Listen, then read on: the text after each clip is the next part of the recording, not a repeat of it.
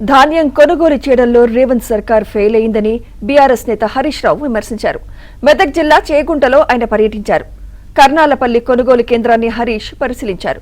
వడ్ల కొనుగోళ్లపై ముఖ్యమంత్రికి, మంత్రులకు పట్టింపు లేదని, ఇప్పటి వరకు ముఖ్యమంత్రి ఎందుకు సమీక్ష చేయలేదని హరీష్ ప్రశ్నించారు.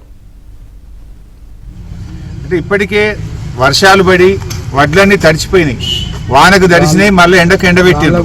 కానీ ఎండబెట్టిన తర్వాత కూడా వడ్లు కొనని పరిస్థితి ఉన్నది. రాష్ట్ర వ్యాప్తంగా ఏ గ్రామం పోయినా కూడా రైతుల కళ్ళల్లో కన్నీళ్లు పెట్టుకుంటున్నటువంటి పరిస్థితి.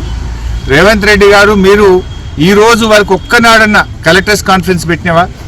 ఒక్కనాడన్న వడ్ల కొనుగోలు మీద ఒక మీటింగ్ పెట్టి సమీక్ష చేసినవా? నీకు ఎంత బిజీ, ఢిల్లీకి పోవుడు, గల్లీకి వచ్చుడు, హైదరాబాద్కి వచ్చుడు, ఢిల్లీకి పోవుడు, హైదరాబాద్కి వచ్చుడు మీద తప్ప, ఆడ ఢిల్లీలో కప్పం కట్టడం తప్ప నువ్వు రైతుల గురించి ఈ రోజు వరకు కలెక్టర్లతో ఒక వీడియో కాన్ఫరెన్స్ పెట్టినవా? లేదు మంత్రులతో ఒక మీటింగ్ పెట్టినవా? నీ మంత్రులు ఎవరన్నా ఏ జిల్లాలోనైనా మొత్తం జిల్లా మీద వడ్ల కొనుగోలు మీద సమీక్ష చేసిండ్రా? ఏం అంత బిజీ?